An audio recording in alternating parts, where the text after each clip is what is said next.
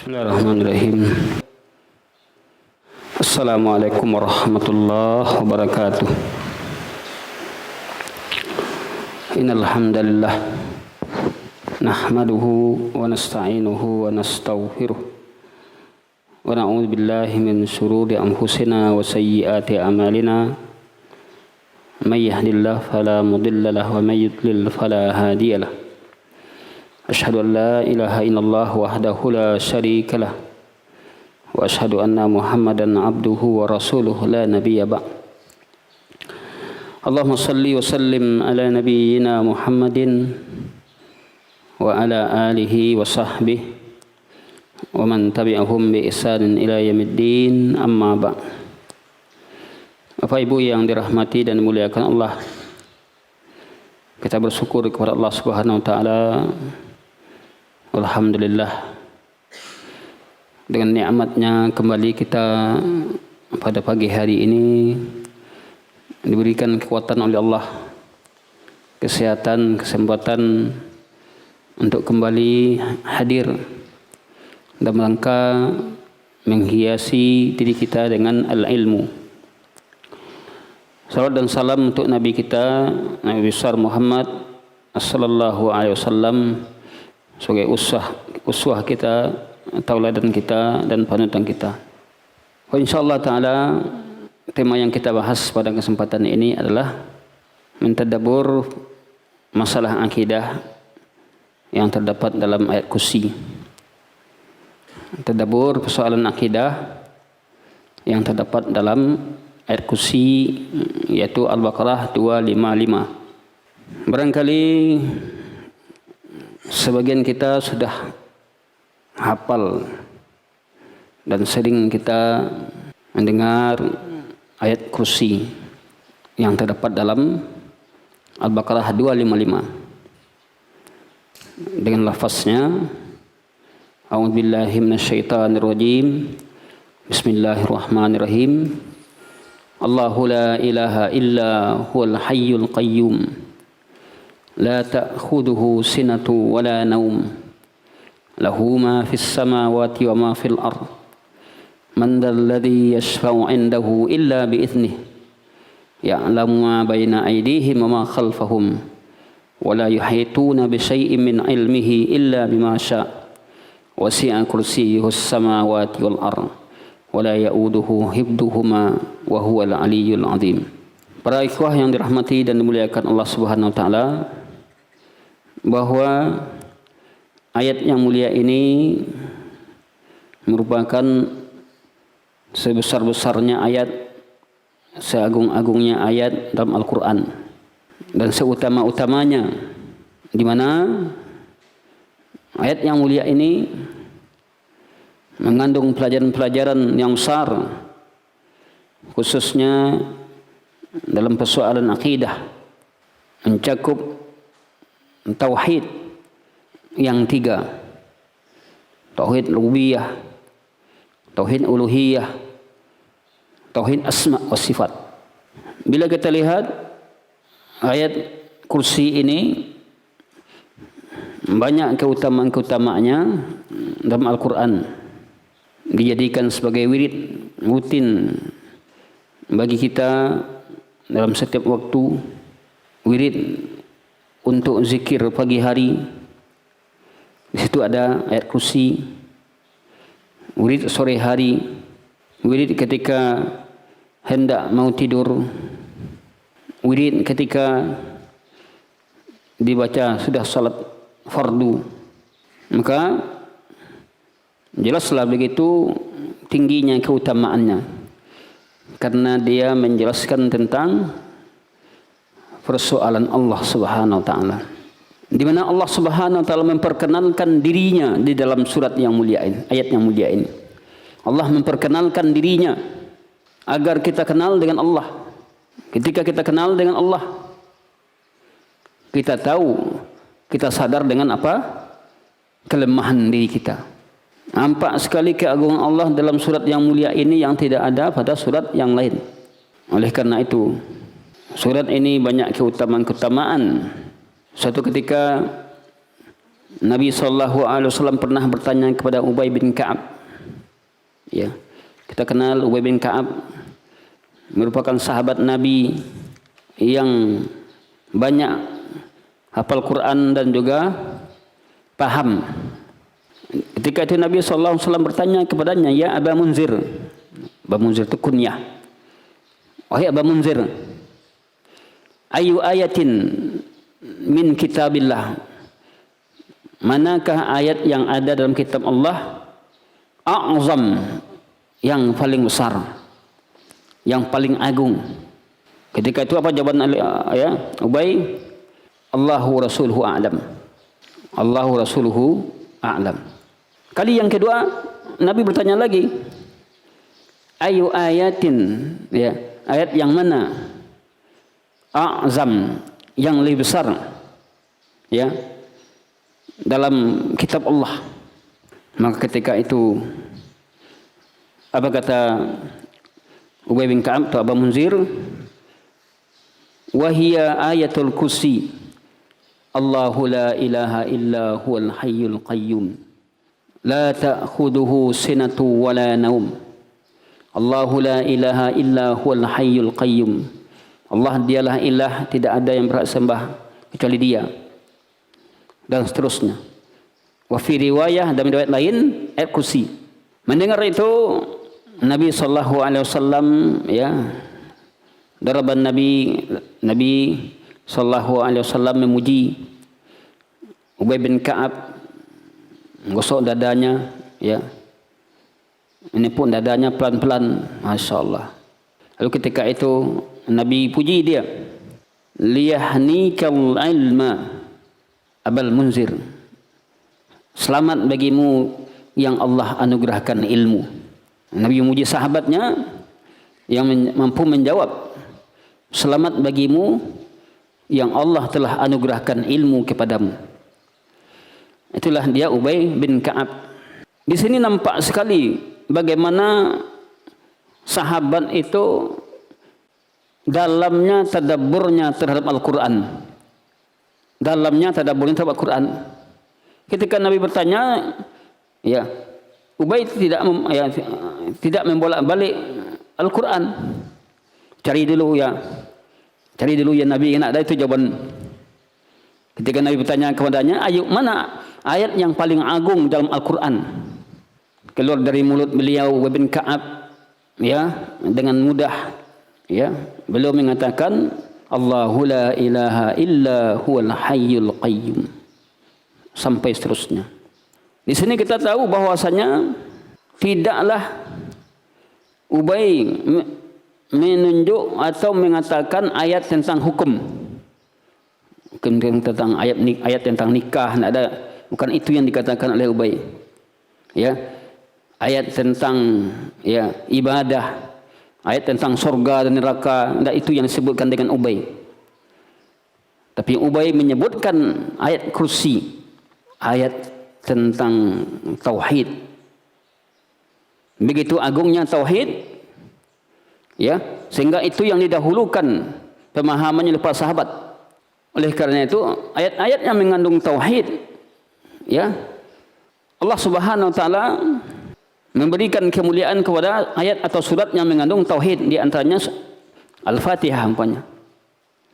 Al-Fatihah itu bagaimana keutamaannya. Atau Al-Ikhlas. Suratul Ikhlas ta'dilu thulutsal Quran.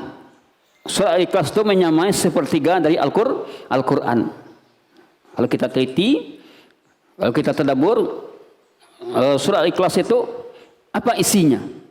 Tauhid, akidah tauhid. Sepertiga Al-Quran. Apakah sepertiga itu kalau kita baca 3 kali lah khatam Quran dewa? Bukan khatam. Tapi makna yang terkandung dalam surah Ikhlas sepertiga Al-Quran, yaitu mencakup tentang tauhid. Karena Al-Quran itu dibagi 3. Kata Imam Al-Qayyim, ya, bahwa kandungan Al-Quran itu terbagi kepada 3. Maka di antara yang 3 itu sepertiganya adalah bicara tentang Allah. asmaullah wa sifatihi, nama-nama Allah dan sifat-sifatnya, tauhid uluhiyah, tauhid rububiyah.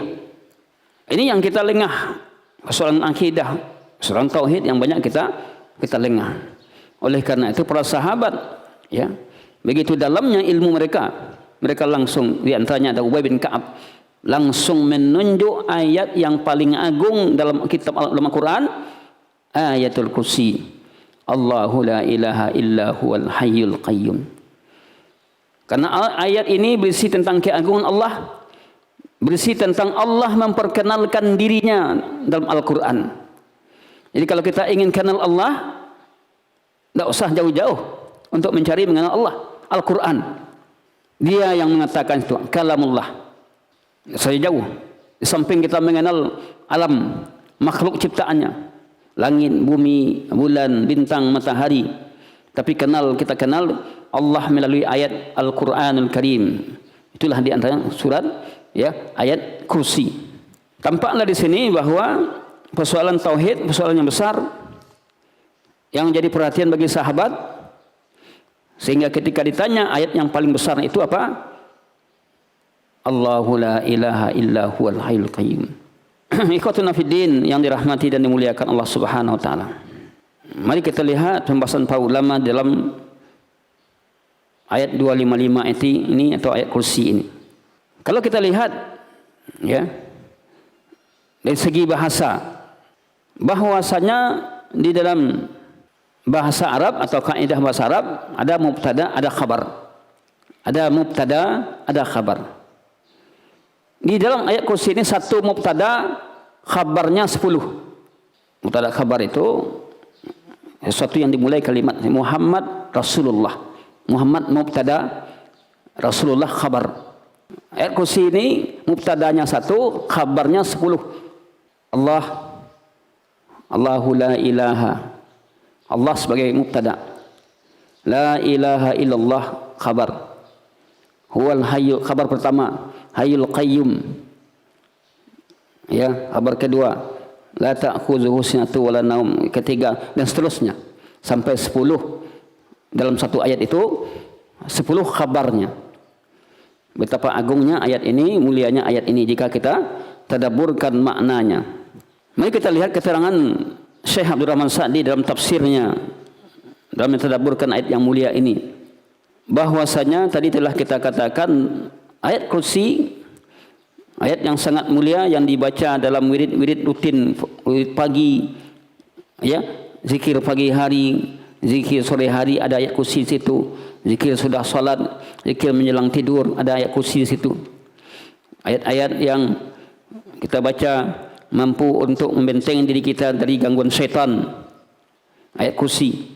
Di mana Allah Subhanahu wa taala mengkhabarkan di dalam ayat ini bi annahu la ilaha illahu, bahwasanya tidak ada ilah yang berhak kecuali Dia. Ini tauhid uluhiyah. Tauhid uluhiyah. Tadi dikatakan bahwasanya ayat kursi ini mengandung tauhid, 3 macam tauhid. Tauhid uluhiyah, tauhid rububiyah, tauhid asma wa sifat. 3 kandungan tauhid tadi. Allahu la ilaha illahu, ini adalah tauhid uluhiyah. Apa itu tauhid uluhiyah? Mentauhidkan Allah dengan, ya, ibadah, beribadah kepadanya, perbuatan hamba. Tauhid uluhiyah mentauhidkan Allah dengan perbuatan hamba. As-salah, kita mentauhidkan Allah dengan salat. As-saum, puasa. Rezeki, dalam mencari rezeki kita mentauhidkan Allah bahwa Dialah yang memberikan rezeki. Ya, zikir, kita mentauhidkan Allah dengan zikir, kita berzikir hanya untuk Allah. Jadi Allahu la ilaha illa, la ilaha illahu, tidak ada ilah yang berhak diibadahi kecuali Dia. Inilah la ilaha illallah. Ilahul haq, Dialah ilah yang hak, ilah yang benar. Yang tidak boleh seseorang mengaku, ya, beribadah kepada selain Allah. Sesembahan selain Allah dan kesembahan batil. Bahwasanya jami'u anwa'ul ibadah, semua jenis ibadah dan ketaatan wajib kita untukkan hanya kepada Allah saja. Semua jenis ibadah, semua bentuk ketaatan wajib kita untukkan hanya kepada Allah. Li kamalihi, karena kesempurnaan Allah. Ya Allah Maha sempurna. Sempurna sifatnya, tidak ada satu pun sifat Allah itu yang celah, yang kurang. Kalau kita melihat manusia, tidak ada yang sempurna. Walaupun itu ulama sendiri. Ada sifat-sifat kekurangan sebagai manusia. Sedangkan Allah semua sifatnya sempurna. Nama-namanya baik, sifat-sifatnya sempurna. Oleh karena itu, kejelekan yang terjadi di muka bumi ini tidak boleh kita nisbatkan kepada Allah. Karena Allah tidak pernah berbuat zalim kepada hambanya. Kalau terjadi kezaliman, ini adalah sifat hamba. Karena dosa hamba tadi. Inni haramtu zulma ala nafsi. Aku mengharamkan kezaliman atas diriku. Faja'altuhu muharraman bainakum. Aku jadikan kezaliman itu haram terjadi bersama kalian. Fala tazalamu. Jangan kalian berbuat zalim. Zalim itu jauh daripada sifat Allah. Mustahil Allah bersifat zalim. Ikhwatuna fid din yang dimuliakan Allah. Walikaunil abdi mustahikan. Hamba itu berhak, ya, ayyakuna abdan menjadi hamba terhadap Rabbnya, yaitu Allah Subhanahu wa taala. Kita adalah, ya, hamba berhak menjadikan Allah sebagai Rabb dalam beribadah kepadanya. Mumtasilan awamirahu, mentaati perintah-perintahnya dan menjauhi larang-larangannya. Mentaati semua perintah Allah dan menjauhi larangan Allah Subhanahu wa taala. Oleh karena itu, setiap apa yang selain Allah, maka itu adalah sesembahannya batil. Yang disembah selain Allah, sesembahnya batil. Yang diibadahi selain Allah, maka ibadah itu batil. Jin, setan, ya, tempat-tempat yang dikeramatkan, yang dimuliakan, kecuali tempat-tempat yang memang sengaja dimuliakan seperti Mekah, ya, Masjidil Haram, Masjidil Aqsa, Masjidil Nabawi, ya, tempat-tempat khusus yang dimuliakan, tapi bukan keramat, ya. Maka seorang hamba tugasnya adalah beribadah kepada Allah, mentaati perintah-perintahnya dan menjauhi larang-larangnya. Wa kullu ma siwallahi ta'ala batil. Setiap yang diibadahi selain Allah adalah ibadahnya batil. Fa ibadatu ma siwa batilan, ma siwahu batil. Maka beribadah kepada selain Allah adalah batil. Liqauni ma siwallahi makhluqan, karena, ya, selain Allah itu makhluk, tidak boleh untuk diibadahi, tidak boleh untuk disembah, tidak boleh mohon kepadanya. Walaupun itu adalah kiai sekalipun, tidak boleh meminta kepadanya, ya. Tapi bertawasul kepada mereka boleh selagi mereka masih hidup. Tapi kalau sudah mati, tidak ada tawasul kepada orang mati. Walaupun itu Nabi sendiri bertawasul kepada Nabi telah meninggal, jelas tidak ada dalilnya tadi. Falam yastahiqqu syai'an min anwa'il ibadah, maka selain Allah tidak berhak untuk dijadikan, ya, sesembahan untuk diibadahi. Maka orang yang bertauhid kepada Allah Subhanahu wa taala, dia hanya memurnikan ibadahnya hanya kepada Allah. Allahu la ilaha illahu. Ya Allah, dialah la ilaha illahu. Tidak ada ilah yang berhak sembah kecuali Dia. Di sini ada menafikan, menetapkan tauhid, menafikan segala sembahan, tidak ada yang berhak sembah. Kemudian mengisbat, menetapkan yang disembah hanya Allah saja yang disembah dan yang diibadahi. Kemudian Allah Subhanahu wa taala sebutkan sifat-sifat sempurna Allah tadi. Al-Hayyul Qayyum. Al-Hayyul Qayyum, Maha hidup. Ia lagi Maha Qayyum, berdiri. Hayyun Qayyum. Kehidupan Allah, kehidupan yang sesungguhnya. Sedangkan kehidupan kita kehidupan yang sementara, yang tidak kekal, tidak abadi. Hayatullah hayatul haqiqah, kehidupan Allah kehidupan yang sebenarnya. Kehidupan Allah tidak dimulai dari tiada dan tidak berakhir. Kehidupan kita dimulai dari tidak ada, kemudian menjadi ada, kemudian tidak ada lagi, ada lagi. Sedangkan kehidupan Allah tidak dimulai dari tidak ada dan tidak akan berakhir. Ini kehidupan kita penuh dengan tantangan, cobaan. Sedangkan Allah tidak ada ujian bagi Allah, tidak. Allah. Kalau ada orang kafir di muka bumi ini, ada orang fasik di muka bumi ini, tidak akan mengurangi kekuasaan Allah. Kalaupun beriman seluruh manusia makhluk di muka bumi ini, dari generasi pertama sampai generasi terakhir, tidak akan menambah kerajaan Allah. Ma uridu minhum min rizq, saya tak ingin dari kalian rezeki.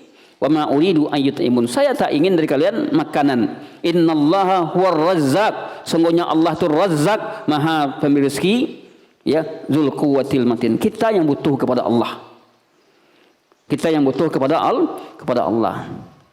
Oleh karena itu, kehidupan yang hakiki yang sebenarnya adalah inilah hayatullah, kehidupan Allah. Sedangkan kehidupan kita tidak hakiki. Kita dilimputi berbagai macam persoalan, sakit, kefakiran, kekurangan harta, dosa, maksiat, tantangan, kematian dan segala macamnya. Ini kehidupan manusia, hayatun naqisah. Kehidupan yang naqis. Apa itu naqis? Kurang. Wa hayatun hakikiyah, dan kehidupan yang sesungguhnya hayatullah, kehidupan Allah. Al-Hayyu, karena kehidupan Allah tidak dimulai dari tiada dan tidak akan berakhir. Sedangkan kehidupan kita dimulai dari tidak ada menjadi ada. Kemudian setelah itu tiada ada, diadakan lagi oleh Allah. Ini kita tadabburkan, Masya Allah, ketika kita mentadabburkan ayat kursi ini, terasa sekali kelemahan kita, nampak sekali keagungan Allah, kebesaran Allah, sehingga kita semakin cinta kepada Allah Subhanahu wa taala. Makin tinggi pengabdian kita kepada Allah Subhanahu wa taala, karena Allah itu Maha Agung. Al-Hayyul Qayyum. Oleh karena itu, dua nama ini ya menunjukkan ada sa'il asma, menunjukkan nama-nama husna. Dilalah mutabaqah, dilalah menunjukkan kesesuaian dari nama-nama yang ada, menunjukkan kelaziman juga, kandungan. Fal hayyu man lahul hayatul kamilah. Adapun hayyun, ya, yang maha hidup, dialah yang mempunyai kehidupan yang sempurna. Ini dia. Jadi Allah itu kehidupannya sempurna, tidak ada persoalan, tak ada sakit, nanti tidak ada tidur, tidak ada ngantuk, ya. Kita ngantuk. Dan pengajian pun ngantuk, kan? Kehidupan Allah kehidupan yang sempurna. Mustalzimah li jami'i sifatihi. Lazim untuk semua sifat-sifat zat.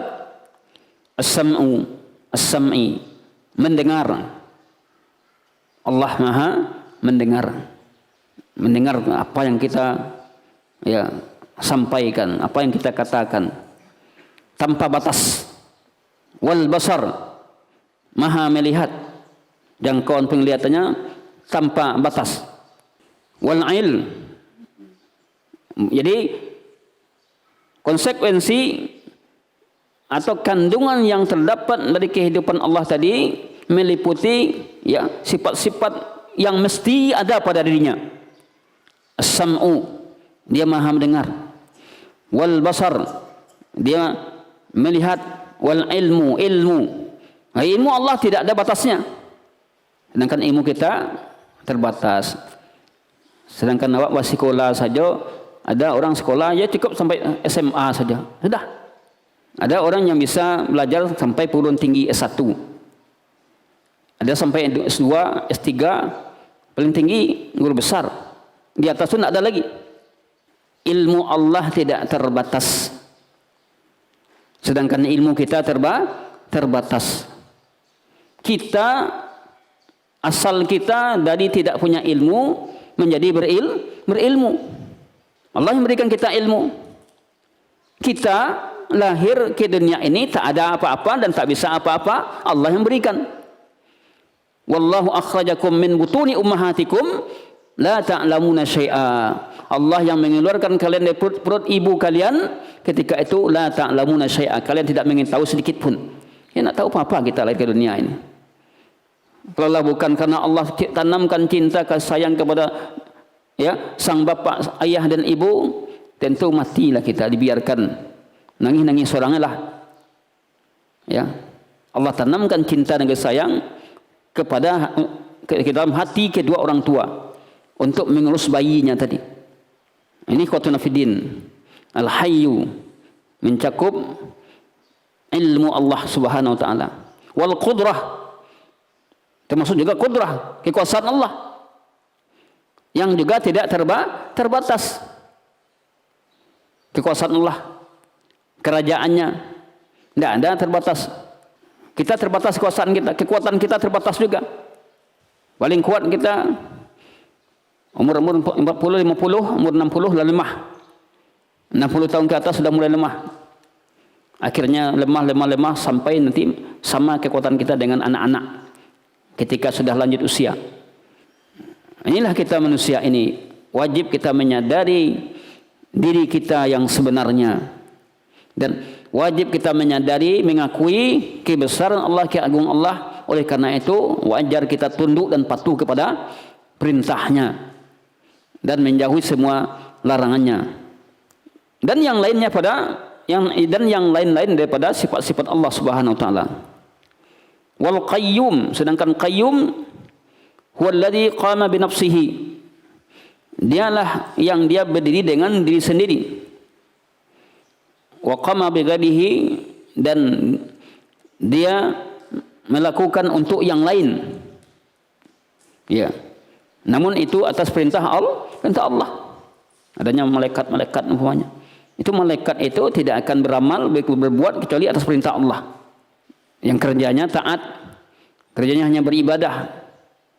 Tidak henti-hentinya malaikat itu beribadah kepada Allah Subhanahu wa taala. Wa dzalika mustalzim, hal itu lazim untuk semua perbuatan-perbuatan Allah Subhanahu wa taala. Yang mana ittasafa biha Rabbul Alamin, yang bersifat dengannya Rabbul Alamin. Dari perbuatannya apa yang dia kehendaki, ya, berarti qayyum itu lazim untuk semua perbuatan-perbuatan Allah yang dia kehendaki. Seperti apa? Al-istiwa. Allah beristiwa di atas arsy, naik ke langit, bersemayam di atas langit. Ini perbuatan Allah. Di mana banyak orang tidak mengakui Allah bersemayam di atas langit, di atas arsy. Allah fi arsy. Padahal yang mengkhabarkan dia di arsy itu siapa? Kan Allah. Tapi kenapa menolak? Ya karena kita lebih mendahulukan akal kita dibandingkan dengan kabar dari Allah. Tolaklah Allah itu di aras. Kalau Allah itu di aras, nanti Allah kadang lo aras pada Allah itu gitu. Wan nuzul, termasuk juga Allah turun. Allah beristiwa di atas aras, kemudian nuzul turun ke langit dunia. Bagaimana turunnya Allah? Sesuai dengan kemuliaannya. Tidak bisa kita reka-reka, tidak bisa kita serupakan turunnya Allah itu dengan turunnya makhluk. Laisa kamitslihi syai' wa huwas samiul basir. Tidak menyerupai satupun, dia maha mendengar lagi maha melihat. Ini dia kaedah-kaedah dalam memahami sifat-sifat Allah berbeda dengan kaedah-kaedah dalam memahami sifat manusia. Nah, ini yang perlu kita perhatikan. Sifat manusia sesuai dengan keadaannya sebagai makhluk. Sifat Allah sesuai dengan kemuliaannya. Tidak bisa kita samakan. Allah melihat, iya. Melihat kita dengan melihat Allah. Kalau kita melihat, kita terbatas di balik tembok itu, tidak bisa kita melihat. Tapi Allah jangkauannya tidak ada batasnya. Ini ikhwatuna fiddin yang dirahmati dan muliakan Allah. Wal kalam, termasuk juga kalam, perkataan. Di antara qayyum, ya, yang ada pada Allah adalah dia berkata. Kalam, perkataan Allah Subhanahu wa taala. Al-Qur'an merupakan bukti nyata kalamullah yang sampai saat ini terjaga, terpelihara. Wal qaul, berkata-kata. Wal khalqi, termasuk juga menciptakan. Jadi rentetan sifat-sifat yang ada pada qayyum, ya, itu tadi al-istiwa, bersemayam di atas arsy, wan nuzul, Allah turun dari, ya, turun. Wal kalam, wal qaul, perkataan, wal khalq, menciptakan. Ini sifat qayyum Allah, dia yang menciptakan. Menciptakan makhluknya, menciptakan manusia dan makhluk yang ada. Waris, termasuk, ya, al-qayyum Allah adalah ar-rizqu. Dia yang memberi rezeki. Rezeki itu datang darinya. Nikmat-nikmat itu datang darinya. Karena kita pada hakikatnya tak punya apa-apa. Allah yang meminjamkan, Allah memberikan amanah kepada kita. Ada kalanya amanah itu belum Allah berikan kepada kita. Tapi kita tetap berharap akan amanah yang Allah berikan tadi. Maka Allah itu Ar-Razzaq, Maha pemberi rezeki. Dia tidak butuh rezeki. Beda dengan kita butuh rezeki, butuh bantuan orang lain, keterkaitan kita dengan orang lain tinggi dalam bekerja, keterkaitan dengan orang lain, kerjasama kita wajib kerjasama. Sedangkan Allah, dia berdiri sendiri dalam melakukan perbuatan-perbuatannya. Al-imatah, mematikan makhluknya, bagi Allah ada sebentar. Termasuk juga mematikan, menghidupkan juga sebentar. Mematikan, menghidupkan, itu mudah bagi Allah. Ikhwatuna fiddin yang dirahmati dan dimuliakan Allah Subhanahu wa taala. Wasai'u anwa'i tadbir, dan semua macam-macam pengaturan itu ada pada sifat qayyum Allah. Kullu dzalika dakhilun fi qayyumiyati al-bari. Semua itu masuk dalam qayyum Allah Subhanahu wa taala. Oleh karena itu sebagian ulama mengatakan innahuma al-ismul a'zam. Sesungguhnya al-hayyu al-qayyum merupakan ismul a'zam, sebesar-besar nama Allah Subhanahu wa taala. Ya, al-hayyu al-qayyum, karena pada dua nama tadilah rentetan sifat-sifat Allah yang ada. Ya. Dia mesti kelaziman sifat-sifat tadi ada pada dua sifat al-hayyu al-qayyum. Oleh karena itu para ulama mengatakan innahuma al-ismul a'zam, kedua nama tadi merupakan nama yang a'zam. Alladzi idza du'iya Allahu bihi ajab, jika diseru Allah dengan ya hayyum ya qayyum, jika diseru Allah dengan dua sifat tadi, berdoa dengannya, ajabah, dia akan menjawab. Allah akan kabulkan ya hayyun ya hayyu ya qayyum, ya berilah hambamu rezeki. Jika berdoa dengan dua asma tadi, al-hayyu al-qayyum, ajabah, Allah akan kabulkan. Wa idza su'ila bihi, jika meminta dengannya, a'ta, dia akan memberi. Nah, kemudian setelah Allah menyebutkan dua asma yang agung, al-hayyu al-qayyum, yaitu mencakup tauhid asma wa sifat. Kalau tadi di awal dimulai dengan tauhid uluhiyah, Allahu la ilaha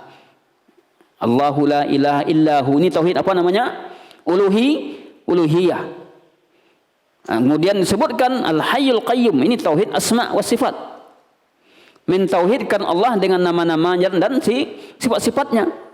Kemudian Allah rincilah sifat-sifat dari Hayyul Qayyum tadi.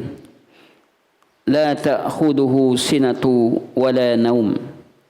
La ta'khuduhu sinatun wala naum. Tidak ada pada dirinya sinah, ngantuk, wala naum, tidak pula tidur. Allah menafikan dirinya ngantuk dan menafikan tidur. Karena kalau masih ada, kalau Allah yang merupakan zat yang maha besar ada pada sifatnya ngantuk, ada tidur, berarti tidak sempurna. Maka ngantuk dan tidur itu hanya ada pada makhluk. Kalau antum ngantuk wajar karena makhluk. Ya. Jadi kalau ngantuk sama mendengar pengajian bisa terjadi cepat beruduk. Allah Subhanahu wa taala tidak ada pada dirinya ya la ta'khudhu sinah, ngantuk, wala naum, tidak ada tidur. Karena ini merupakan sifat makhluk. Kalau ada tidur, ada ngantuk, sifat makhluk, sifat kekurangan manusia. Sesuatu yang dijadikan Rabb, yang dijadikan sesembahan, wajib sempurna. Lahu ma fis samawati wa ma fil ard. Kepunyaannya apa yang ada di langit dan apa yang ada di bumi. Miliknya apa yang ada di langit dan apa yang ada di bumi. Kepemilikan yang sesungguhnya adalah kepemilikan yang sempurna hanya milik Allah. Bagaimana kita dengan manusia ini? Kita punya rumah, kita punya mobil, kita punya motor, ya, kita punya istri, punya suami. Apakah milik kita? Tidak. Oleh karena itu, para ulama membagi kepemilikan itu kepada dua macam. Yang pertama, kepemilikan mutlak. Namanya milkut tam. Milkut tam. Kepemilikannya mutlak yang tidak akan bergeser kepada siapapun, dia memiliki selama-lamanya. Itulah dia Allah Subhanahu wa taala. Kepemilikan mutlak. Langit, bumi dan isinya ini milik Allah. Kita hanya diberikan hak untuk memakainya, untuk menikmati. Yang kedua, milkun naqis. Kepemilikan yang kurang. Inilah dia milkun naqis ini yang ada pada kita, pada makhluknya, pada manusia. Kepemilikan yang kurang. Antum punya anak kalau masih kecil masih bisa diatur kan? Kalau sudah besar, sudah berkeluarga, gimana apa antum bisa mengaturnya lagi? Kan enggak. Kalau waktu kecil, ya diapain saja, dipeluk, disayang. Lala gadang tak mungkin lah. Tidak bisa diatur. Cuma kita menasihati aja. Nyawa. Jika datang masanya Allah perintahkan malaikat untuk mencabut nyawa, ya kita tidak bisa untuk menahan. Kenapa? Nyawa bukan milik kita, milik Allah. Berarti kurang. Harta akan antum miliki ketika masih hidup. Ketika antum tidak ada, harta ditinggal, tidak antum miliki. Walaupun kadang-kadang antum ada masih hidup, kalau sekiranya badan sudah sakit, sehat, badan sudah sakit, tidak bisa berbuat, harta tidak bisa antum, ya walaupun ada harta tadi, tapi tidak bisa dinikmati. Inilah kepemilikan manusia, milkun naqis, kepemilikan yang kurang sekali. Oleh karena itu, wahai manusia, jangan kita menyombongkan diri dengan kepemilikan kita yang kurang ini, karena ini akan kita tinggalkan semuanya. Maka dalam kepemilikan yang kurang inilah kita berusaha membelanjakannya pada jalan yang dicintai oleh Allah dan diridai oleh Allah. Melakukan sesuatu yang dicintai dan diridai oleh Allah. Ya. Yang akhirnya kepemilikan ini bisa diberkati oleh Allah. Ketika kita mampu untuk menggunakannya pada jalan yang dicintai oleh Allah dan diridai oleh Allah Ta'ala. Man la ta'khudhu sinatu wa la naum lahu ma fis samawati wa ma fil ardh, kepunyaannya apa yang ada di langit dan apa yang ada di bumi. Huwal malik, dialah pemilik yang sesungguhnya. Allah itulah pemilik yang sebenarnya dari yang kita miliki. Ya. Wa huwa masiwahu, sedangkan yang selainnya itu mamluk, dimiliki, dikuasai oleh Allah. Wa huwal khaliqur razik, dialah yang menciptakan, dialah yang memberikan rezeki, dia yang mengatur, sedangkan yang lainnya adalah makhluk, ya, diciptakan. Marzuk, diberikan rezeki. Mudabbir, mudabbar, diatur. La yamliku li nafsihi wala li ghairihi, selain dari Allah tidak memiliki untuk dirinya, tidak bisa menguasai untuk dirinya, tidak pula untuk orang lain, walaupun sebesar biji zarrah. Apa yang ada di langit dan apa yang ada di bumi ini tidak bisa dikuasai oleh manusia. Oleh karena itu, ikhwatuna fiddin, man dzalladzi yashfa'u indahu illa bi iznihi. Man dzalladzi yashfa'u indahu, la ahad yashfa' indahu biduni iznih. Ini maksudnya, tidak ada seorang pun yang akan mendapatkan syafaat dari Rabb-nya illa bi iznih, melainkan dengan izin Allah. Ini salah satu, ya, kenikmatan yang akan kita dapatkan nanti di akhirat bagi hamba-hamba yang beriman adalah as-syafa'ah, pertolongan Allah. Syafa'ah, ada syafaat untuk penduduk neraka agar keluar dari neraka masuk ke surga. Ada syafaat yang Allah berikan kepada orang yang akan masuk surga, tapi belum masuk masih tagak di pintu aja, baru belum masuk akhirnya diberikan syafaat padanya untuk masuk surga. Berhubung dengan syafaat ini, tidak akan ada seorang pun yang bisa memberikan syafaat di sisi Allah melainkan dengan izin Allah. Syafaat itu milik Allah. Allah akan memberikan syafaat kepada siapa yang dikehendakinya. Hanya saja ada amal-amal yang merupakan amal itu sebagai jalan mendapatkan syafaat, seperti membaca Al-Quran. Ini wasilah untuk mendapatkan syafaat. Ya. Fasyafa'atu kulluha lillah. Syafaat itu semuanya milik Allah. Akan tetapi apabila Allah menginginkan dan sayang kepada hambanya, seorang hambanya, maka Allah akan berikan syafaat terhadap orang yang dikehendaki oleh Allah Subhanahu wa taala dari hambanya tadi. Adina liman arada, dia mengizinkan bagi yang dia inginkan dimuliakan dengan syafaat dari hamba-hambanya, maka dia akan berikan syafaat padanya. Ini syafaat berhubung dengan urusan akhirat. Nah, adapun syafaat yang berhubung di dunia ini namanya pertolongan.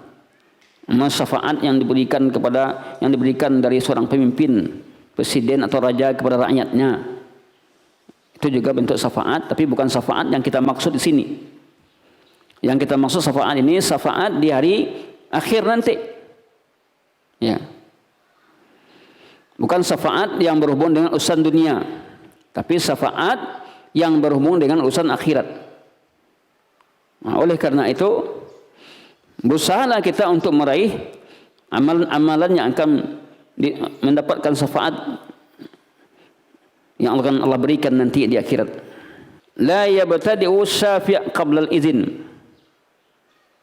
Tidak akan bisa syafaat itu didapatkan sebelum dapat izin dari Allah. Berikutnya adalah ya'lamu ma baina aydihim.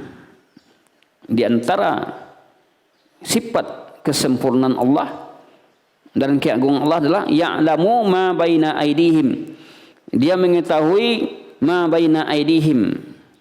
Para ulama di dalam menafsirkan ma baina aydihim wa ma khalfahum ini, ada yang menafsirkan ma baina aydihim, apa yang telah berlalu dari urusan mereka, dan menafsirkan wa ma khalfahum, apa yang akan datang. Ma baina aydihim, yang telah berlalu, dan yang akan datang. Ada yang menafsirkan para ulama sebaliknya. Ma baina aidihim, yang akan datang, kemudian wa ma khalfahum, yang telah berlalu. Ada kuliah hal di sini kalau Syekh Abdurrahman Sa'di beliau menafsirkan ya'lamu ma baina aidihim, dia yang mengetahui ma baina aidihim ma madha min jami'il umur, apa yang telah berlalu dari semua urusan. Allah mengetahui semua yang berlalu dari urusan ini. Wa ma khalfahum, ini yang akan datang, yang akan terjadi dari urusan kita. Sedangkan kita tidak mengetahui urusan yang akan datang. Untuk diri kita yang telah berlalu kita tahu, tapi untuk orang lain kita tidak tahu apa yang berlalu, apa masa lalu mereka, kan tidak tahu. Tidak semua kita ketahui. Akan tapi Allah tahu dengan apa yang terjadi pada diri kita sebelum ini. Dan yang akan terjadi untuk masa yang akan datang juga Allah tahu. Kenapa? Allah memiliki sifat sempurna. Sedangkan kita tidak mengetahui apa yang akan terjadi untuk masa yang akan datang. Tugas kita berikhtiar, berdoa, berusaha, qanaah. Ini tugas kita. Apa yang terjadi esok hari, baik dalam tempo jam, hitungan jam, setelah ini tidak tahu kita apa yang terjadi pada diri seseorang atau diri kita, atau dalam hitungan hari tidak akan tahu kita apa yang akan terjadi untuk diri kita atau orang lain. Semuanya adalah dalam ilmu Allah. Wallahu indahu ilmul ghaib, Allah di sisinya ilmu tentang masalah yang gaib. Wa ma tadri nafsun mada taksibu qada, seseorang tidak bisa mengetahui apa yang akan terjadi esok hari, apa yang akan berlaku, yang terjadi pada diri kita esok hari, tidak tahu. Musibah-musibah, makanya ramalan-ramalan meramal dilarang dalam agama kita, khususnya mengetahui peristiwa-peristiwa yang akan terjadi. Kalaupun ada ramalan cuaca, ya, maka itu hanya sebatas ramalan, tapi tidak bisa mutlak 100%, tidak bisa. Contohlah kadang-kadang hari panas saja, hari tidak lama setelah itu datang hujan. Tidak ada perkiraan kita hujan akan datang. Ya, adalah ilmu Allah. Wa ma tadri nafsun madza taksibu ghadan. Ya, seorang tidak akan bisa mengetahui apa yang akan terjadi esok hari. Wa ma tadri nafsun bi ayyi ardin tamut. Ya, seorang tidak bisa mengetahui di bumi mana dia akan mati. Karena ini adalah semuanya rahasia Allah. Kehidupan yang kita lalui, kematian, apa yang menimpa kita tidak mengetahui. Makanya kita disuruh beriman kepada takdir, qada wal qadar, ya, khairuhu wa syarruhu. Beriman kepada qada dan qadar, baik itu qada yang baik atau yang buruk menimpa kita. Nah, ikhwatuna fiddin yang dirahmati dan dimuliakan Allah Subhanahu wa taala. Ya'lamu ma baina aydihim wa khalfahum. Jadi ya'lamu ma baina aydihim, dia mengetahui apa yang telah berlalu dari urusan persoalan mereka atau siapa saja. Wa ma khalfahum, dia mengetahui apa yang akan datang, yang akan terjadi. Fa ilmuhu ta'ala muhitun, maka ilmu Allah Ta'ala meliputi rincian-rincian yang terjadi. Ilmu Allah Ta'ala meliputi rincian-rincian yang terjadi pada manusia. Oleh karena itu ketentuan-ketentuan yang terjadi pada diri kita sudah dalam ilmu Allah. Akan tetapi kita tidak tahu. Takdir yang akan menimpa kita itu sudah ada dalam ilmu Allah, sudah tertulis, sudah tercatat. Tapi kita tidak tahu.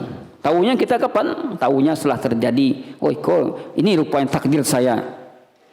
Ini rupanya takdir saya. Dia mengetahui, ya, yang dahulu dan yang akan, bizawahir, yang zahir dan yang batin. Yang zahir itu yang tampak. Yang batin, yang tersembunyi, dia mengetahui. Oleh karena itu, jika ada manusia-manusia yang berusaha untuk mengetahui yang batin pada diri orang lain, berarti dia memiliki sifat Allah Inilah yang terlarang. Yang punya indera keenam. Tahu lah dia si fulan kok begini. Tahu dia semuanya. Maka jadi tukang ramal itu makanya dilarang. Karena tukang ramal itu ya dia meniru sifat Allah yang itu hanya pada dari Allah. Kemudian dia yang mengetahui yang gaib dan yang disaksikan. Yang gaib itu apa? Yang tidak bisa dilihat oleh indera kita, panca indera kita. Wasyahadah wal ibadu laisa lahum minal amri syai', sedangkan hamba-hamba manusia dia tidak bisa mengetahui perkara-perkara itu. Ya, tidak ada ilmunya tentang itu sedikit pun. Wala minal ilmi mithqala dzarrah, tidak ada ilmunya walaupun sebesar biji zarah mengetahui perkara yang gaib yang akan terjadi, tak ada itu dalam ilmu manusia. Illa ma alimahum ta'ala, kecuali siapa yang Allah ajarkan. Ya, seperti para nabi, dia ada diberitahu oleh Allah. Allah memberitahukan wahyu. Jadi kalau para nabi dia mengetahui sebagian perkara-perkara itu dia tahu dari Allah. Bukan karena tahu dengan sendiri, tidak. Contoh, suatu ketika Nabi pernah melewati 2 kuburan. Lalu dia mengkabarkan kepada sahabatnya, wa innahuma la yu'adzabani. Sungguhnya orang yang ada di kubur ini sekarang sedang diazab. Wa ma yu'adzabani fi kabir, tidaklah kedua orang itu diazab dalam perkara besar. Wa amma ahaduhuma, adapun salah satu dari keduanya, yamsi bin namimah, dia berjalan ke sana kemari memberikan fitnah. Yamsi bin namimah. Wa ammal akhar, adapun orang yang kedua, la yastanzih minal baul, tidak bersih dalam kencingnya. Dari mana Nabi tahu kalau bukan wahyu dari Allah? Kan gaib itu. Jadi Nabi dia tahu dengan sesuatu yang gaib, dia dikasih tahu oleh Allah. Oleh karena itu kiai, ustaz, buya tidak mengetahui perkara yang gaib. Hanya Allah yang mengetahui yang gaib, atau Allah beritahu kepada orang-orang tertentu, ya. Contohnya para nabi. Adapun kalau ada orang mengaku-ngaku wali Allah, tahu dengan tentang yang gaib, jelas tidak bisa dipercaya. Wali Allah tapi dia berbuat syirik. Mana wali Allah? Wali Allah itu siapa? Setiap kita yang beriman dan bertakwa kepada Allah, kita bisa masuk menjadi wali Allah. Ya. Ala inna awliya Allah la khaufun alaihim wa lahum yahzanun. Ketahuilah sesungguhnya wali Allah itu tidak ada rasa takut mereka terhadap apa yang telah terjadi, apa yang akan terjadi, tak ada rasa sedih mereka. Alladzina amanu wa kanu yattaqun, adalah wali Allah itu orang-orang beriman kepada Allah, wa kanu yattaqun, dan adalah mereka bertakwa kepada Allah. Jadi kalau kita ingin mendapatkan wali Allah, penolong agama Allah, pertama harus beriman, kita iman yang benar. Yang kedua kita wujudkan apa? At-taqwa, takwa pada diri kita. Insyaallah kita termasuk wali-wali Allah, orang-orang yang menolong agama Allah, membela agama Allah karena dalam melaksanakannya. Ini ikhwatana fiddin yang dirahmati dan dimuliakan Allah. Wala yuhaituna bi syai'in, di antara keagungan Allah, kemuliaan Allah yang berkaitan dengan akidah juga. Wala yuhaituna bi syai'in, tidaklah meliputinya satu pun dari ilmunya, illa bima syaa, melainkan apa yang dia kehendakinya. Wasi'a kursiyyus samawati wal ardh, luas kursinya, ya, seluas langit dan bumi. Ini ikhwatuna fiddin, Syekh menjelaskan kepada kita, wa hadza yadullu, ini menunjukkan ala kamali sultanihi, atas kesempurnanya keagungan Allah, sempurnanya azamati, keagungan Allah tadi. Wasi'ata sultanihi, dan luasnya kekuasaan Allah.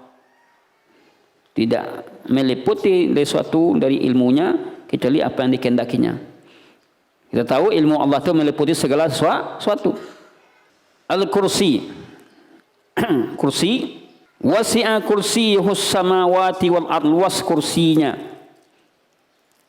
Kursi itu tempat duduk. Ya. Berarti Allah itu pakai tempat duduk sesuai dengan kemuliaan Allah. Allah yang mengkabarkan di sini. Luas kursinya. Maka Syekh mengatakan di sini wal kursi, kursi itu bukanlah sebesar-besar makhluk Allah. Kalau begitu kursi itu ya, apakah sebesar makhluk Allah? Syekh Abdul Rahman Sa'di mengatakan tidak. Ya. Bal huna ma huwa a'zam minhu, tetapi ada yang lebih besar daripada kursi Allah, yaitu al-arsy. Arsy. Kerajaan Allah, singgasana Allah di arsy. Wa ma la ya'lamuhu illahu, berapa besarnya tidak ada yang tahu kecuali Allah. Nah, sari kira-kira dari mereka berapa gadang arsy Allah tu. Allah hanya mengkabarkan dia di arsy. Ya. Bagaimana bentuk arsy tadi, bagaimana besarnya, berapa besarnya, tidak ada ilmu kita tentang itu. Allah tak kabarkan. Kalau begitu, nah mungkin Allah di arsy. Ya. Ya Allah yang mengkabarkan dia di arsy. Atau arsy itu kekuasaan, kerajaannya. Allah mengkabarkan dia di arsy, maka kita mengimani sebagaimana yang dikhabarkan oleh Allah tentang arsy tadi. Wa fi azamati hadhil makhluqat tuhirul afkar wa takilul absar. Nah, inilah dia. Banyak manusia dalam persoalan keagungan makhluknya ini, kursi dan arsy ini, ya banyak yang bingung. Ya. Banyak yang ngawur. Ya. Kemudian jangankan langit dan bumi saja, gunung-gunung ya merasa takut dengan arsy tadi. Karena tingginya, karena mulianya arsy tadi. Maka semuanya ini adalah sesuai dengan keagungan Allah, sesuai dengan kemuliaan Allah. Wala ya'uduhu hifzuhuma wa huwal aliyyul azim. Tidak ada yang memberatkan dalam menjaga keduanya, langit dan bumi. Tak ada yang berat bagi Allah. Wa huwal aliyyul azim. Dialah yang maha tinggi lagi maha azim. Nah, bila kita perhatikan Allah Subhanahu wa taala dalam akhir-akhir ayat, Allah taala selalu menggandeng dua asma. Aliyul azim, Sami'un alim. Karena dua nama tadi dia saling keterkaitan satu lain sama lain. Ya. Aliyul azim yang maha tinggi, zatnya tinggi di atas arasnya. Al-Ali yang maha tinggi dari makhluk-makhluknya yang lain. Karena ini menunjukkan kesempurnaan sifatnya. Al-Azim yang agung, yang besar. Wa subhanahu man lahu al-azamah, maksudnya Allah yang ada padanya sifat azamah. Al-azamah sifat yang agung, yang besar. Wal kibriya al-jasimah. Ya. Segala kemuliaan, keagungan ada pada dirinya. Kekuasaan mengalahkan segala sesuatu. Wala ya'udu hifzuhuma wa huwal aliyyul azim. Ini ikhwatana fiddin yang dirahmati dan dimuliakan. Nampaklah di sini bagaimana keagungan asma Allah Ta'ala yang ada di dalam surat yang mulia ini. Maka tadi telah kita singgung di awal bahwasanya surat yang mulia ini istamalat ada tauhid uluhiyah, mengandung pelajaran tentang tauhid uluhiyah. Allahu la ilaha illahu, ini tauhid uluhiyah. Allah adalah zat yang kita ibadahi, yang kita sembah. Wa tauhidul rububiyah, tauhid rububiyah, yaitu mentauhidkan Allah dengan perbuatannya. Bukan perbuatan Allah, bukan perbuatan manusia, tapi perbuatan Allah. Kita tauhidkan Allah Dia yang maha, dia yang memberikan rezeki, dia yang menghidupkan, dia yang matikan. Ya. Tadi kita katakan Allah punya sifat yang agung. Tidak pernah tidur, tidak pernah ngantuk dan tidak pernah tidur. Ya. Ini menyangkut tauhid rububiyah. Ya. Perbuatan Allah yang wajib kita akui, yang mana dia menafikan sifat-sifat kelemahan, sifat-sifat cela. Ya. Yang sifat itu adalah sifat makhluk. Kemudian tauhid asma was sifat, mentauhidkan tauhid asma was sifat. Apa tauhid asma was sifat? Wajib kita mengimani tauhid asma was sifat, menetapkan nama-nama Allah dan sifat-sifatnya yang Allah tetapkan untuk dirinya. Nah, ini dia tauhid asma was sifat. Apa maksud dengan tauhid asma was sifat? Menetapkan nama-nama Allah dan sifat-sifatnya yang dia tetapkan untuk dirinya tanpa mentasbih, menyerupakan dengan makhluk, tanpa mentakwil, tidak mentakwil, tidak mentaktil. Taktil itu mentiadakan. Nah, ini tidak ada sifat Allah seperti ini. Kalau dia yang menyatakan sifat-sifatnya dalam Al-Quran, kemudian dalam sunnah nabinya, maka sikap kita adalah al-imanu bihi, beriman dengan nama-nama dan sifat-sifat Allah. Jika dia menetapkan sifat-sifat itu pada dalam Al-Quran dan dalam sunnah Nabi, maka kita tetapkan. Dan sifat-sifat Allah, nama-nama Allah dan sifat-sifat itu ada kaidahnya, ada aturannya. Setiap sifat Allah itu adalah sempurna, tak ada yang cela. Walaupun nanti ada namanya makar. Makar bagi Allah beda dengan makar bagi manusia. Kalau manusia buat makar, lebih identik kepada keburukan. Tapi kalau makar Allah itu untuk mengalahkan orang yang membuat makar, makhluk yang membuat makar. Wa makaru wa makarallah. Mereka ingin membuat makar, Allah juga membuat makar. Tapi makar Allah itu untuk mengalahkan makar makhluk yang sesat, yang jahat. Wallahu khairul makirin. Allah ada sebaik-baik makirin, pemberi makar. Karena makar Allah itu tidak dinisbatkan kepada yang jelek. Di antara sifat Allah as-sukhtum, murka. Sama tidak murka Allah dengan murka manusia? Tidak sama.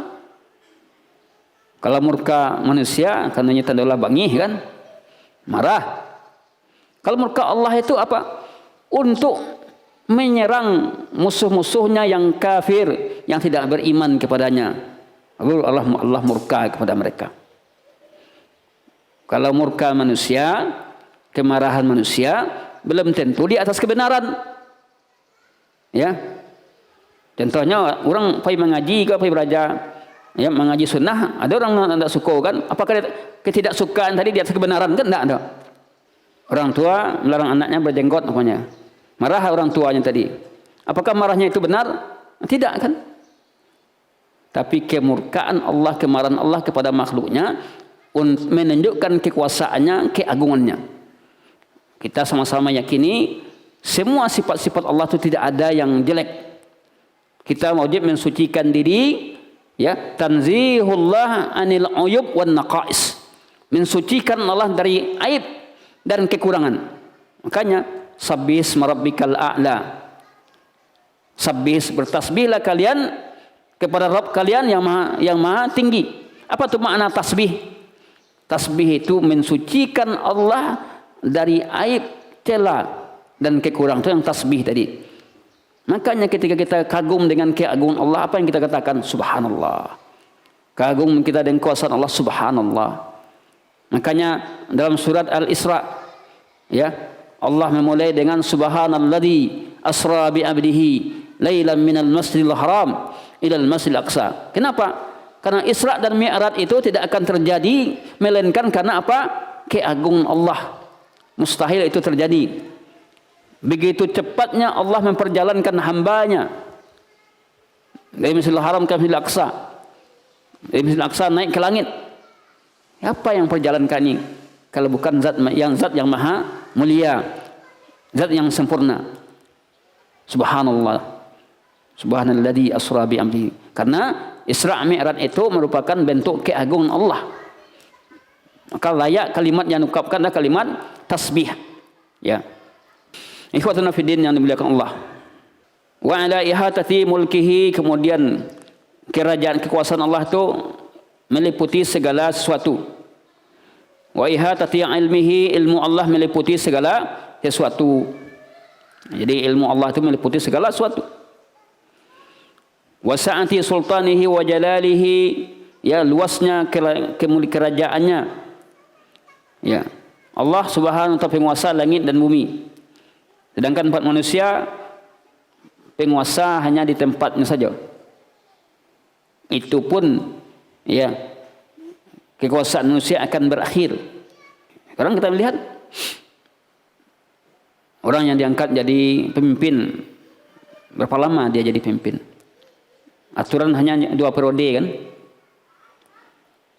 Jadi dia jadi bupati, jadi gubernur, jadi presiden kan 2 periode. Lewat itu dia jadi manusia biasa. Sedangkan Allah penguasa langit dan bumi, kekuasaan Allah tidak akan pernah berakhir. Tetap jadi penguasa selama-lamanya. Ya. Ilmu Allah tidak pernah berakhir. Kalau awak, kadang-kadang awak belum tua lah didik. Awak kita belum tua lagi, tapi pelupa. Iya itu tadi keceknya ya. Ini menunjukkan bahwa manusia ini mempunyai kelemahan. Sedangkan Allah tidak akan pernah lupa. Allah wajib kita jauh daripada sifat kekurangan. Inilah gunanya kita belajar tauhid. Belajar asma wa sifat supaya kita tidak menisbatkan kejelekan kepada Allah. Kalau terjadi kejelekan itu karena diri kita sendiri. Karena dosa kita, maksiat yang kita lakukan, maka bertobatlah. Mohonlah ampun kepada Allah Subhanahu wa taala. Kemudian di akhir penjelasan Syekh mengatakan fahadhil ayah bimufradiha. Ayat ini secara khusus sebenarnya merupakan persoalan akidah yang lebih identik pembicaraan ayat ini fi asma'illahi wa sifatihi. Jadi surat ayat kursi ini ayat 255 Al-Baqarah ini lebih identik kupasannya dalam pembahasan asma wa sifat. Walaupun nanti tadi ada menjelaskan tauhid uluhiyah, tauhid rububiyah, tetapi kupasannya lebih banyak pendalamannya dalam hal apa? Asma Allah dan sifatnya. Mutadamminatun li jami' asma'il husna wa sifatil ula, mengandung semua, mencakup semua nama-nama Allah yang husna dan sifat-sifat yang ulia. Allah Subhanahu wa taala punya nama-nama dan sifat-sifat, dan pada intinya nama-nama dan sifat-sifat Allah itu tidak terbatas. Dalam hadis dikatakan 99 nama-nama Allah 99-nya. Namun itu khabar tapi tidak membatasi. 99 itu tidak dibatasi. Kalau dibatasi banyak asma-asma Allah yang tidak disebutkan. Jadi yang hak adalah lafaz yang wajih. Hadisnya sahih, akan tapi tidak dibatasi nama Allah itu 99, lebih dari itu. Karena ada dalil yang menunjukkan asma Allah itu banyak. Lebih dari 99.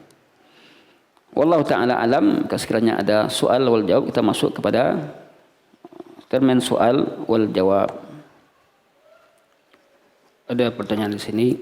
Bagaimana menurut Ustadz dengan memposting atau membagikan kajian Islami, membagikan info kajian, apa bisa termasuk syirik kecil atau ria? Ya, kalau kita membagikan info-info kajian, menyebarkan itu ya jelas itu sebagai sarana kita mengajak orang lain. Ada info kajian, tapi ingat dulu kajian harus jelas ustadznya, jelas kajiannya. Karena tidak setiap info kita share. Ya. Harus kita ketahui dulu siapa yang memberikan kajian tadi, ustadznya, bagaimana manhajnya, harus kita tahu. Kalau kita share, kita sebarkan info tentang seorang yang tidak jelas akidahnya, manhajnya, lalu orang lain disebabkan info kita itu dia mendapatkan ilmu, ternyata ilmunya tidak bagus, ya artinya kita sudah mengajak orang kepada kesesatan. Kalau tidak tahu kita tentang seorang yang diinfokan tadi, maka kita tidak usah men-share-nya. Ya, baik kita tidak men-share-kan. Karena sekarang ini dunia men-share, ya, dunia media sosial, medsos mudah sekali untuk menginformasikan suatu tanpa melihat dulu apa yang diinfokan tadi, apa yang dikhabarkan tadi. Ini perlu sekali kita perhatikan. Ini tidak termasuk syirik kalau memang jelas, ya, siapa yang memberikannya, ustadznya, jelas isi kajiannya, kita kenal, maka ini tidak masuk syirik. Bahkan ini adalah upaya mengajak orang lain untuk, ya, mendapatkan ilmu. Kita tidak bisa mendakwah orang lain, ya, tapi hanya dengan memberikan info tadi. Mana tahu dia dengan kita memberikan info tadi tertarik, kemudian dia datang lalu dia dapat hidayah, masya Allah. Andai kata kita sudah menyebarkan info tentang kajian, rupanya orang tertarik datang dia, maka antum sudah mendapatkan bahagian pahala yang besar ketika ia dapat hidayah.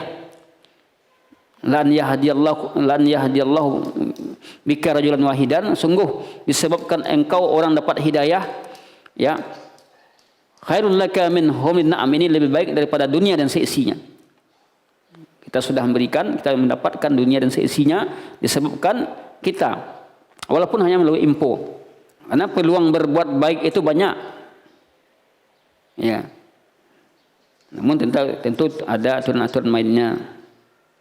Jika ada orang yang meminjam uang tapi kita tidak tahu uangnya untuk apa, atau ternyata untuk membeli sesuatu yang haram, sedangkan dia tidak mau memberitahu, bagaimana itu, apakah dosanya sampai ke kita yang meminjamkan? Ya, kalau kita tak tahu, kita tak dapat dosa. Pokoknya ada orang minjam, saya butuh sesuatu untuk, ya, tapi dia tidak menyebutkan untuk apanya saja, untuk apanya. Mungkin dia malu, ya. Dia tidak dituntut untuk menyebutkan, ya. Maka dalam hal ini jika dia meminjam lalu dia salah gunakan uang tadi untuk membeli yang tidak manfaat atau yang haram, dia yang berdosa, kita tidak. Namun kalau kita ingin tahu, boleh kita ingin tahu, boleh. Untuk meyakinkan kita. Untuk apa kira-kira seperti itu. Ada guna dia perlu untuk keluarga. Nah, kalau untuk keluarga kalau jalih itu. Untuk kebutuhan keluarga, dia menyebutkan secara umum.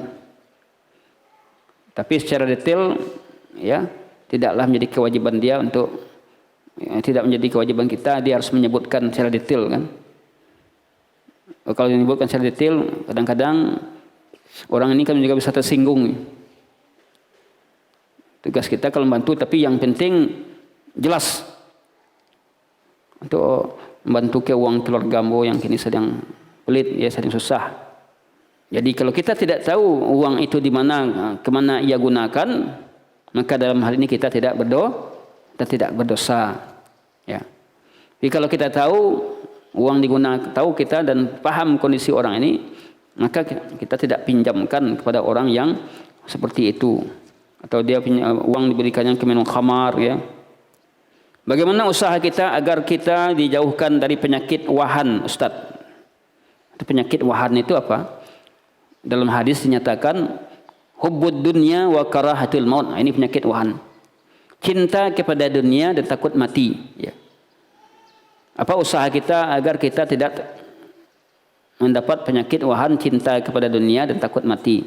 Ya, usaha kita pertama adalah berilmu, gali ilmu agama ini. Yang kedua, pahami hakikat dunia ini untuk apa. Apakah dunia ini yang bagi kita jadi tujuan atau wasilah? Kalau kita jadikan dunia sebagai tujuan, ya habis kita. Segala-gala untuk dunia kita lakukan. Tapi kalau kita jadikan dunia ini hanya wasilah untuk akhirat, ya, Walaupun dapat saya harta, saya akan belanjakan pada jalan yang dicintai oleh Allah dan ridha oleh Allah. Tapi kalau dijadikan dunia sebagai tujuan, jelas takut mati. Ya, carilah, pelajari tentang kematian.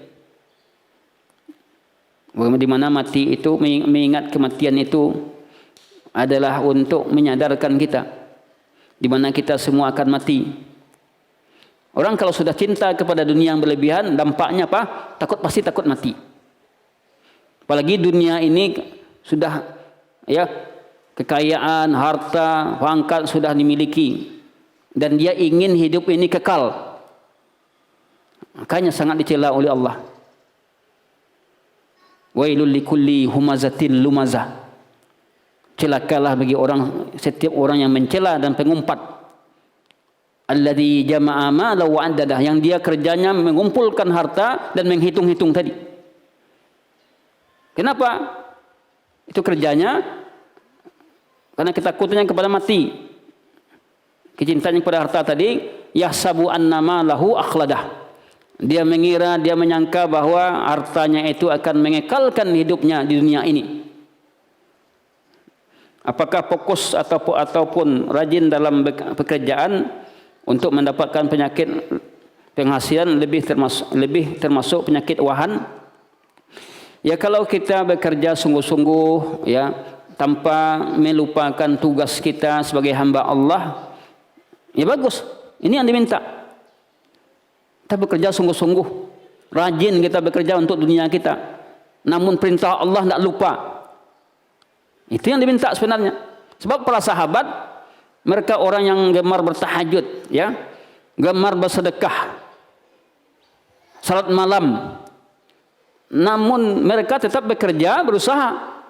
Fihi rijalun la tulhihim tijaratun wala bai'un an dzikrillah. Di dalam masjid itu ada lelaki yang tidak melalaikan mereka dan tidak melalaikan perniagaan mereka, perdagangan mereka tidak melalaikan dari mengingat Allah. Mereka menegakkan salat, membayarkan zakat.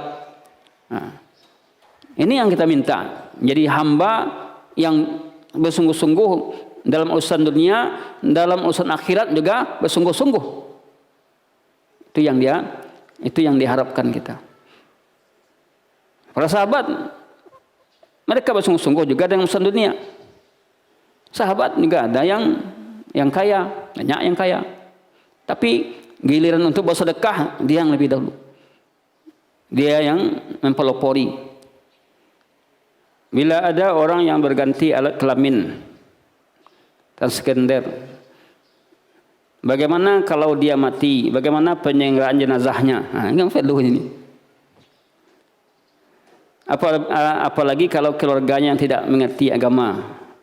Kalau ada orang mengerti alat kelamin, gimana penisbatan dirinya?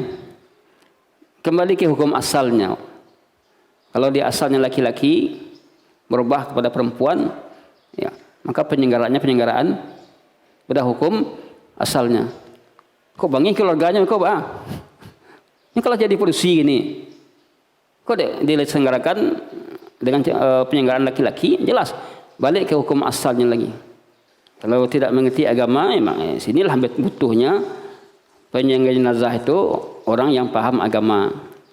Jadi pelaksana penyelenggaraan jenazah itu bukan hanya sebatas memandikan, mengapani, ya, mensalatkan, tapi juga harus ada paham dengan ilmu syar'i.